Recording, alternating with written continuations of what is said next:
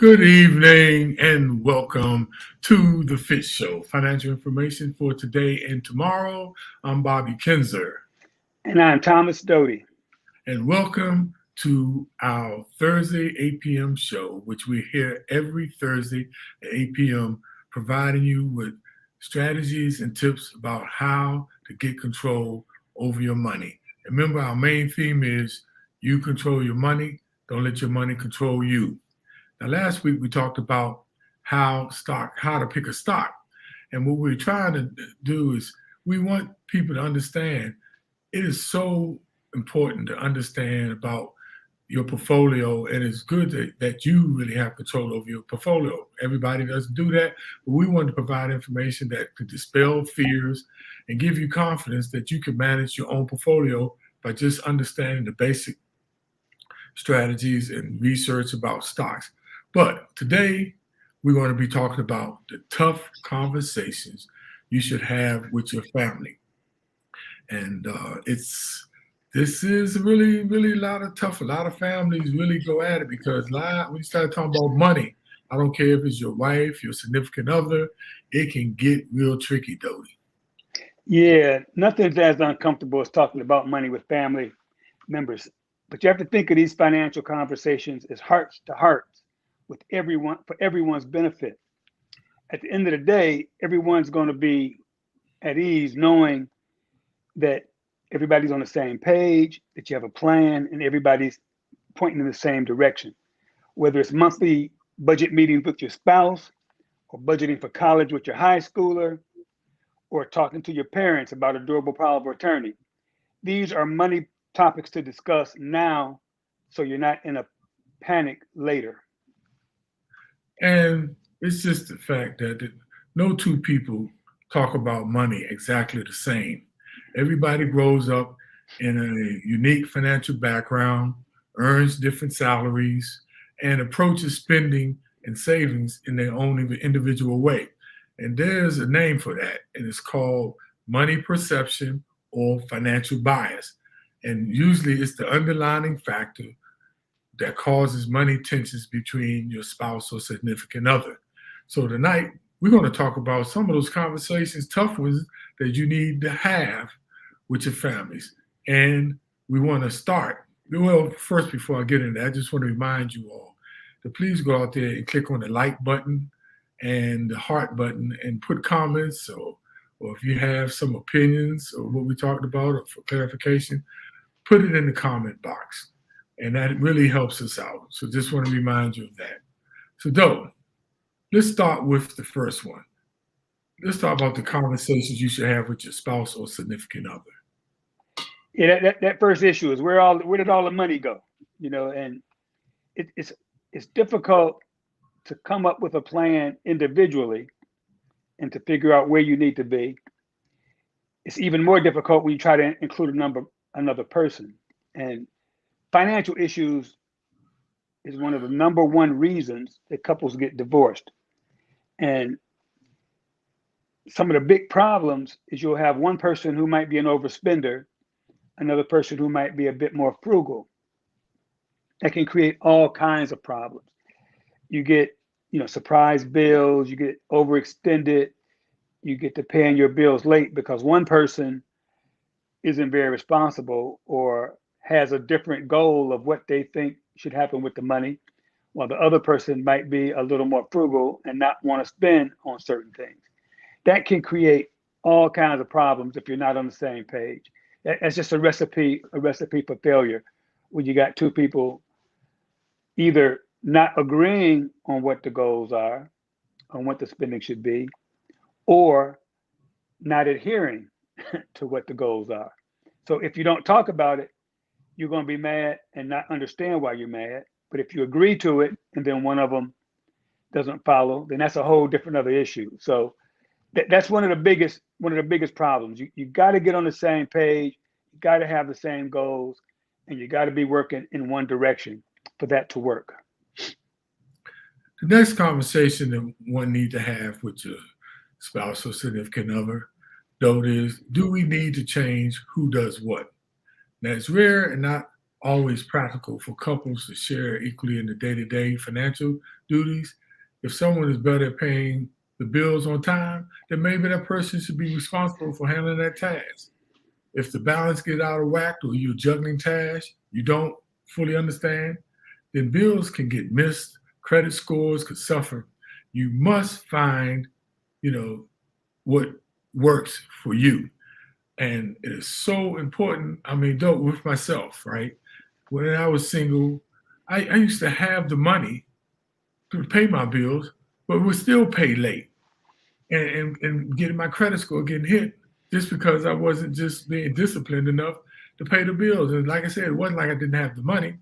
So when I married my wife, Tiffany, man, her score was over 800 immediately when I got with her. And I'm like, wow, I started noticing that she just was great at paying on time. So I sucked it up, swallowed my pride, and said, hey, why don't I let her? And she was willing to pay the bills. And man, my score went up.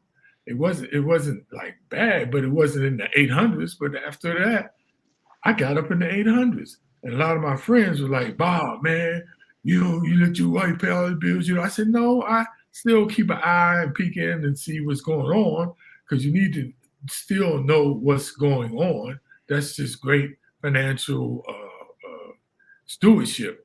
But she handles the bills because she pays on time. And I've never been late since, so I know a lot of couples, get into this argument of who does what. Like some people don't, I know, take the concept of, okay, I'll pay the mortgage and you pay the utilities, or you pay the child care, I'll pay the utilities. And that may work. But what me and my wife did, one method is you add both of your salaries together and divide it by the salary of the one person. And that gives you the actual percentage of how much people should be paying out of your total earnings. You do the same thing, add it together, then divide it by your salary, and it gives you the right proportional, fair amount that each person should be contributing monetarily. And then, though, we had both a family general account where we pay all our bills out of, and then we both had individual personal accounts. So whenever I went and play golf, I ain't had to go and tell her I played golf. I played, 32, 36 holes instead of just playing 18. And I paid her to go to her. She had to come to me if she go to the hairdresser. So that's what worked for us, though. So it's no one formula, but it's whatever works for you. Yeah, the next issue is risk tolerance. And we've tried to drill that home to you, that you have to understand what your risk tolerance is. And that's how much risk you're willing to take and what allows you to sleep well at night and not be worried if the market makes a correction. Well, it's even more important when you involve another person because, for example, let's say Bob and I were married, we would fight over risk tolerance because Bob is very risk averse and I'm very aggressive. And my investments would keep him up at night. His investments would make me wonder, thinking we couldn't make enough money. So you have to get on the same page with your spouse so both of you are comfortable with where your risk tolerance is in relation to where your money is invested in the market. You got to be on the same page. You don't want to have one person not able to sleep because the other person likes risk or vice versa. So that's a key. It's key for you as an individual to understand your risk tolerance, and it's key for you as a couple to come to a common ground on where both of you are comfortable with the chosen risk that you guys are willing to take. And I know people probably get tired about me and you harping on risk tolerance because we talk about it in almost every session. And we do that because it's so important, because that's the determining factor a lot of times on, how you meet your financial goals, and we talked about it individually almost for weeks. But tonight we're talking about how important it is for you all together to to look and measure your risk tolerance as a couple, which is totally different than as individual.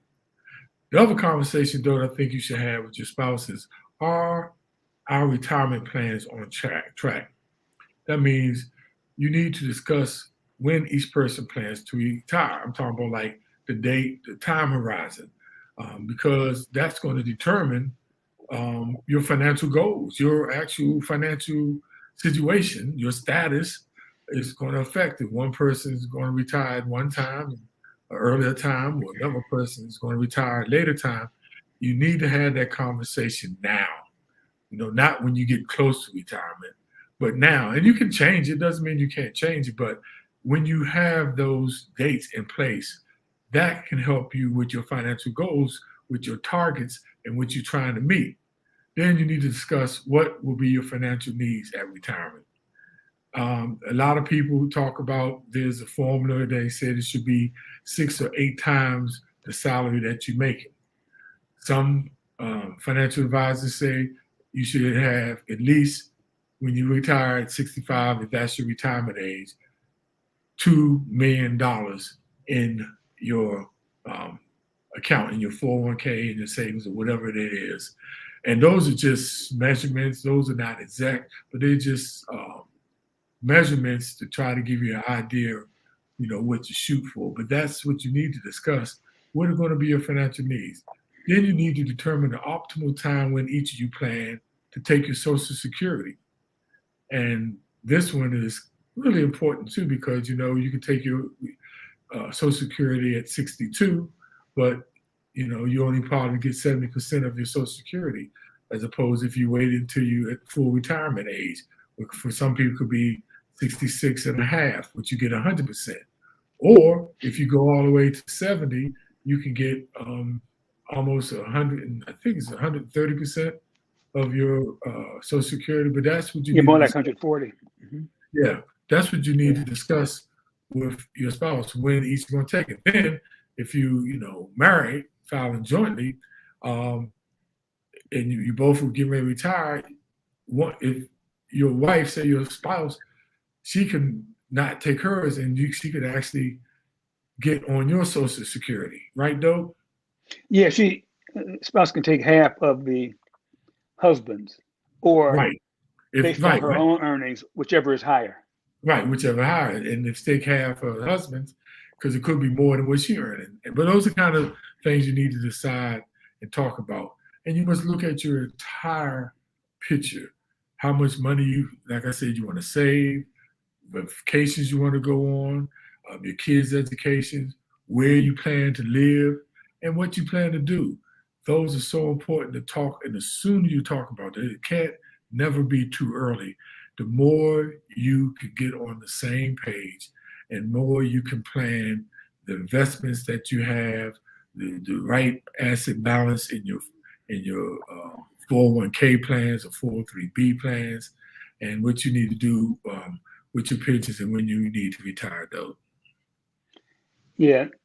Now let's talk about conversations you should have with your kids. And we aren't pretending to be child psychologists or anything, but we want to look at it from the money perspective. You have to help them understand the difference between needs and wants, because everybody knows the kids are always going to want that expensive cell phone, and you got to ask yourself, can you afford it? And the more you can explain to your kids about budgeting, financing, how much money comes in, how much money goes out, what you're planning for, what you're saving for, you can help them better understand. That might make it a little easier, even though, most kids are pretty tough to understand that concept. It's the perfect time to teach them about savings, budgeting, all those financial terms. And you can do it in relation to your own financial situation. And again, it might help them better understand why you make some certain decisions. You got to hammer home the point, the difference of being brand conscious versus being value conscious. You can spend $1 zillion for something that has a brand name on it and get the same value out of something that costs even less. And the difficult part I found for me personally was getting them to understand where you came from. We waited 8 years to have kids, so we obviously were able to accumulate a little bit of money prior to having kids. And so in your mind, you want to provide a better lifestyle for them, but they need to understand the financial discipline and sound decisions that you had to make to get there. You don't want them thinking that it's all free.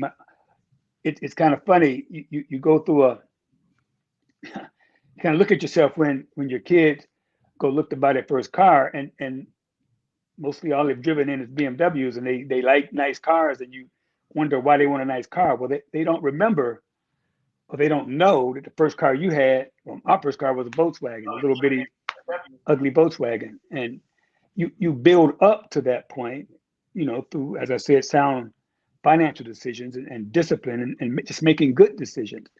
And so that's a tough one. But that's why you got to make sure you have some of those discussions about finance so they can learn those things and not assume that money just, as everybody's parents has probably said once, that money grows on trees, because we all know that it doesn't.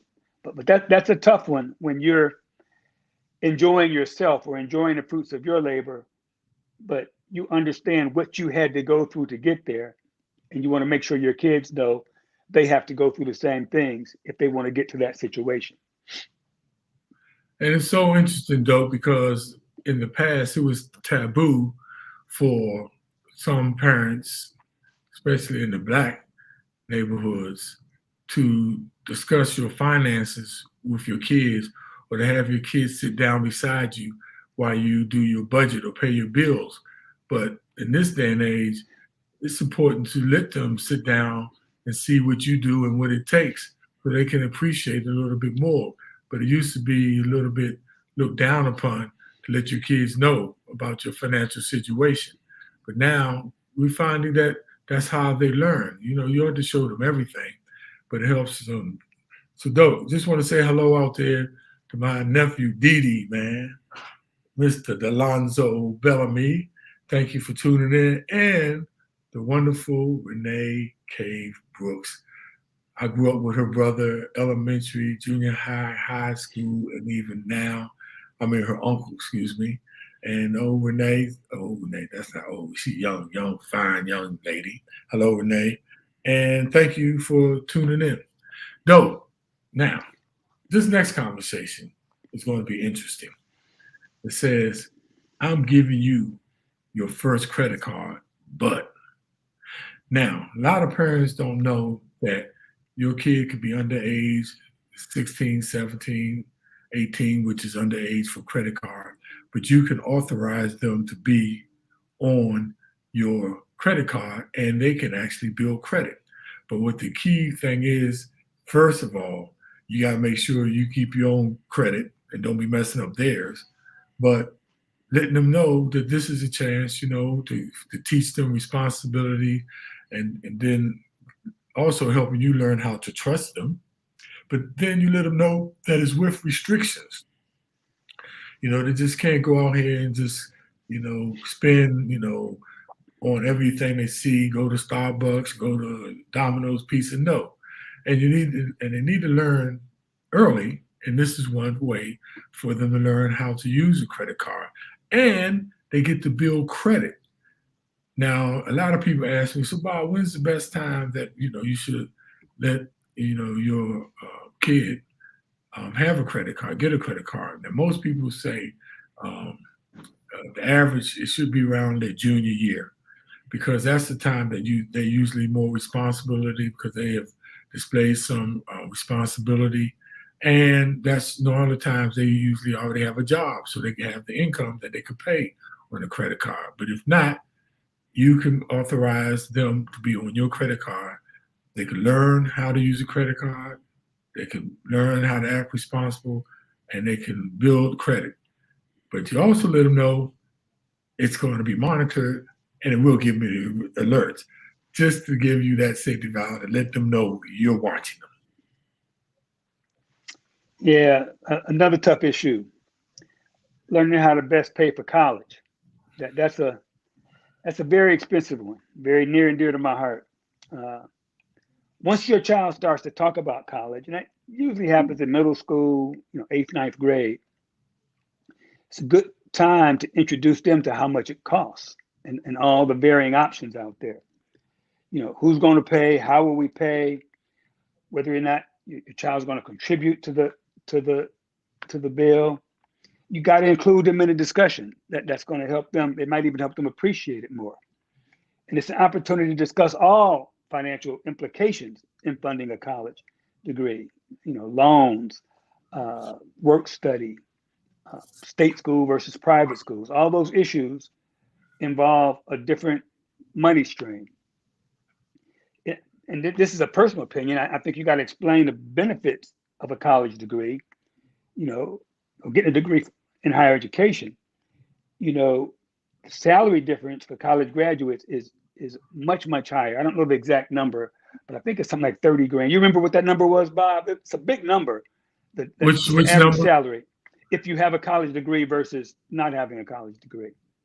It was approximately $36,000 with a high school diploma and $63,000 with a basic bachelor's degree, undergraduate degree. 63,000. Yeah.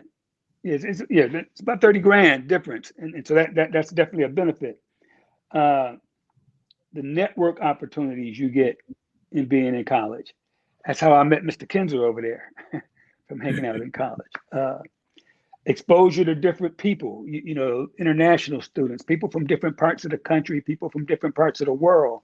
That's going to just expand your knowledge base and make you a more worldly person, that experience of being in college. And finally, you're going to learn individual responsibility because nobody's going to be there telling you what to do. The teachers pretty much give you an assignment and expect you to go and do it on your own. So all those are benefits of going to college. And again, we aren't saying that's the only way to be successful. Bob and I had a long discussion about this. There are a zillion trade jobs or positions that pay very well. Everybody's not cut out for college. Everybody's not college material. Everybody doesn't want to go to college. It's not for everybody, but it's a good place to start. And there are a lot of benefits to it. And if you decide you're going to do it, you got to figure out how you're going to pay for it. So you got to have your kids involved to get that done. Hey, Doe, I want to give a shout out to my elementary school, junior high school, in the alley with Sally, high school partner, Hawk Holly, and his name is Sylvanus Holly Jr. Well, we called him Hawk. And a lot of people always ask me, man, why did Jay call him Hawk? Well, if you look at that Negro's nose, you know why we called him Hawk. What's up, Hawk? I know he's calling me names right now. Hey, Doe. Now, let's talk about the conversations to have with your parents, like me and your parents, right? Now this is kind of tricky because we're talking about your parents. Do you have enough to retire comfortably? That is the question you need to ask them. Even though they are your parents, you should check in with them and have the conversation about their finances. Many people contribute to their parents' finances. With many people living into their 80s and beyond, it is more likely than ever that retirees will outlive their savings. If your parents are still well, encourage them to assemble a file or a financial map that details the locations of their financial accounts, saving deposits boxes, as well as the names of their financial professionals. Now, even if your parents don't want to tell you their adult kids how much money they've got, you can encourage them to at least tell you where they can find this information in an emergency. Now, this is very sensitive because we talk about people that are older than you, and some of them people say, mind your daggone business.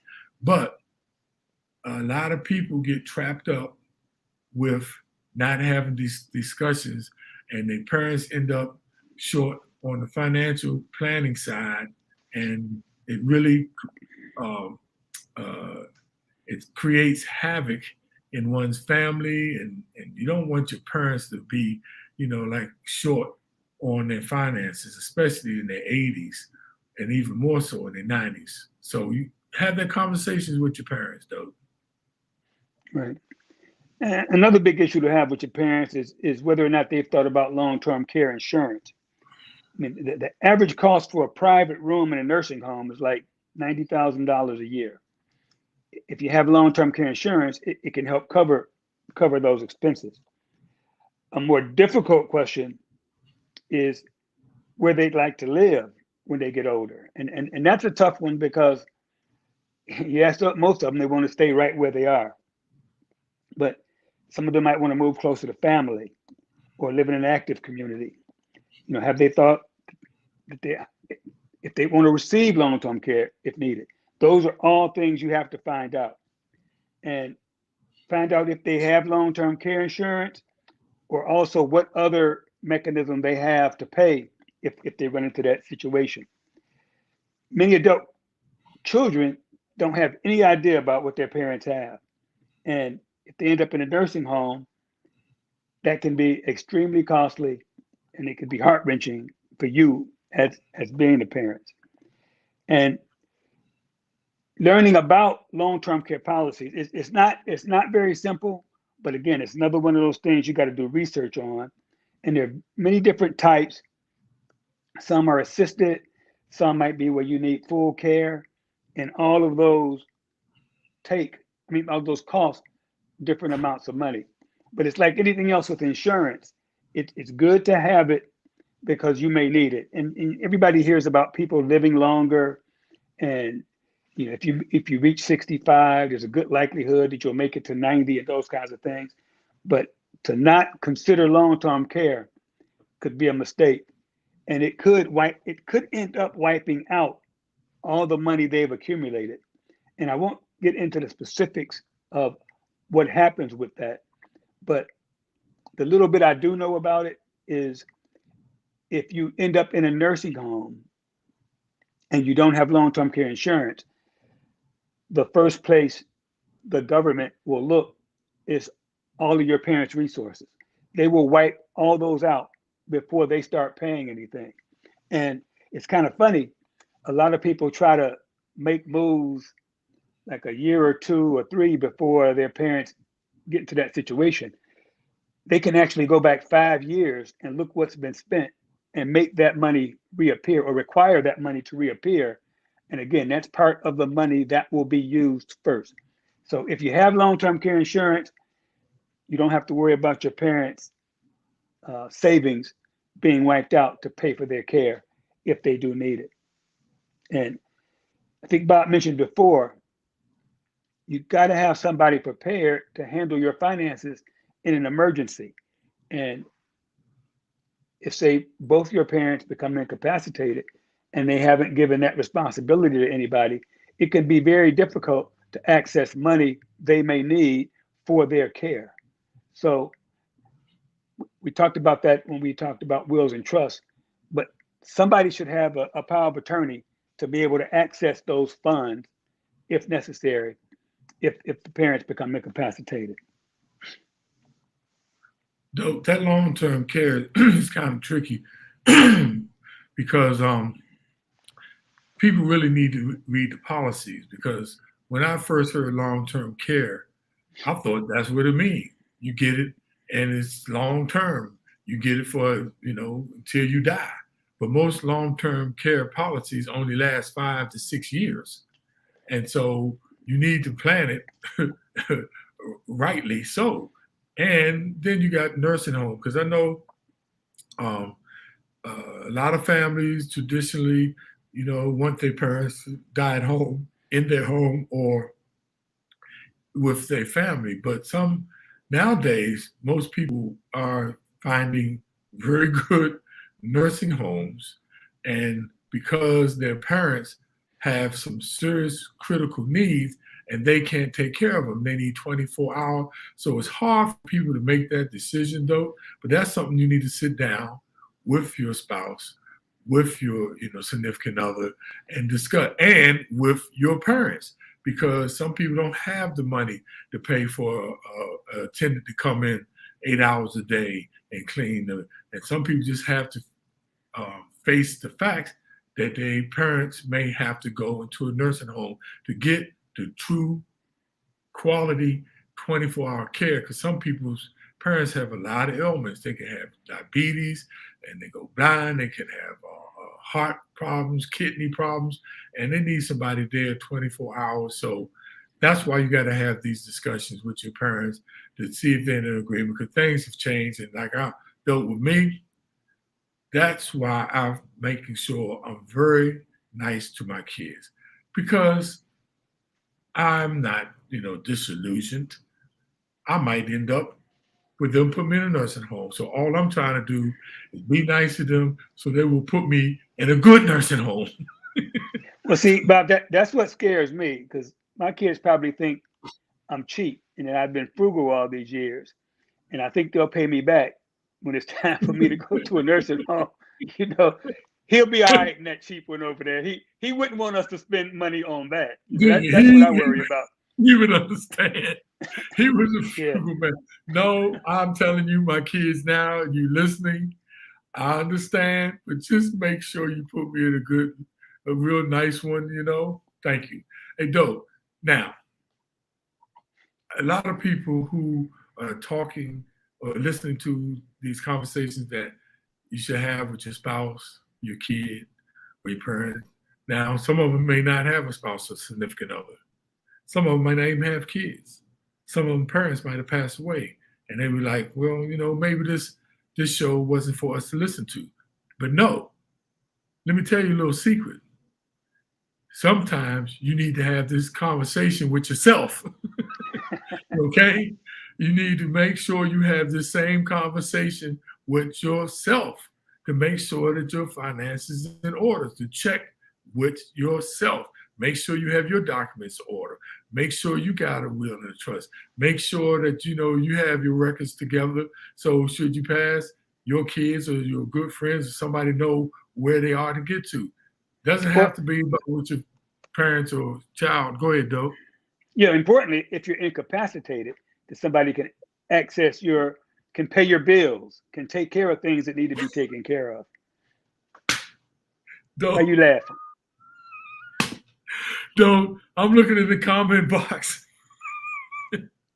Your daughter, Taria, said, I'll tell TJ, tell her, and I got your back. It's Tori you have to worry about. No, why you throw Tori under the bus, Taria?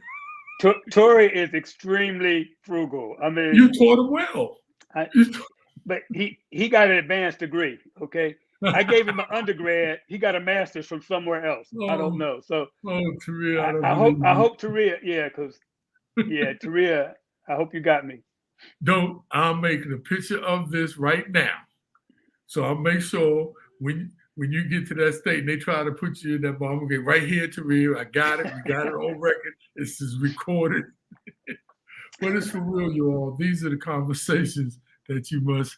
Taria said he's a mini Doty. You're right, Tori is. Look, but these are the important conversations, you all, that you must have with your family. We discussed this for weeks about individuals, and we stress, personal money management, but you must include your family. This is broadening. This is where we talked about generational wealth. These are the conversations. And I know it's tough. And I know, I had a friend whose father was, 72? And he was hiding the motorcycle in his buddy's garage, keeping it from his wife. And I'm like, I know to each his own, but come on now. Come on. But, to each his own. Dope. Got to say hello to our favorite viewer, Garnett. She's out there. Garnett said good information. And our frat brother, Charles Clutchman Cargo. Look, when we talk about wrist time, he said, very important. I like to sleep. So look, you all, we'd like to thank you for tuning in as always. If you have any questions before we go, just put them in the comment box. Let's wrap it up with our summaries and takeaways. Let's do it, Dope, because as you can see, I did not have no summary. I was getting ready to roll out. Good call. These are the things we want you to remember from this conversation. Do you see the summary? Yes. There you go. All right, I'll go first, though. Remember, you are a team. It's much easier when everyone has the same understanding of what you're trying to achieve financially and have the same mindset. Managing your finances, planning your finances, and planning your retirement, and all those things is really all a mindset. It is an attitude. Make sure that you all are on the same page. Yeah, and the earlier you begin to have those financial conversations with your kids, the better. Better for them to learn, better for them to understand why you do what you do, and it could help them become a responsible financial person as they get older. Well, though we said this, these can be very tough conversations, but you must have them if you want to create and build generational wealth. It's about passing that behavior, that mindset, that knowledge. That's how you begin to build to making sound financial decisions. Having these conversations, the sooner you can have them, the better they are, and the more equipped and prepared your family would be. And we'll close with this thought. The greatest gift you can give your family are the roots of responsibility and the wings of financial independence. That's the God's honest truth, dope. So we'd like to thank everybody who tuned in. Had a lot of people, dope, that was putting comments out there tonight. Want to say hello to the wonderful Christina Diane. And hey, our brother out there in San Francisco, Dr. Zaid Kareem, Dr. Zaid Abdul Kareem, he says, thank you for this important information, the topic information. Wonderful. And hello, love all the information y'all provide. To the wonderful mother of my daughter, Tanisha Ellison, Miss Brenda Ellison. Hey, Brenda, how you doing?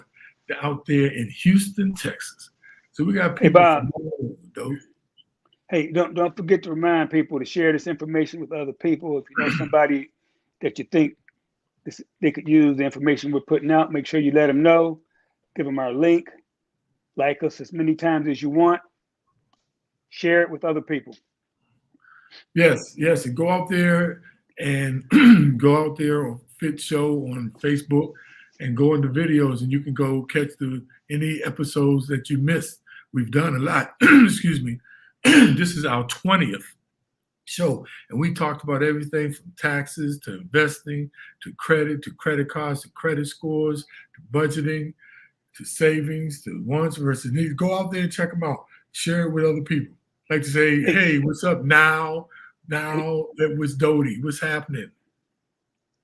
Hey, Bob, but don't forget that if you have a topic you'd like us to discuss, let us know, and we'll talk about it.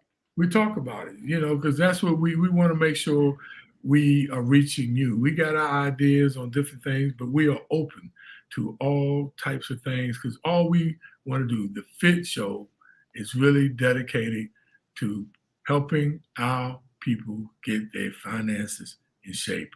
With that, I want to thank you all for tuning in again. Tune in next week, same back channel, same back place, 8 p.m., the FITT Show. Financial information for today and tomorrow. Peace and shalom.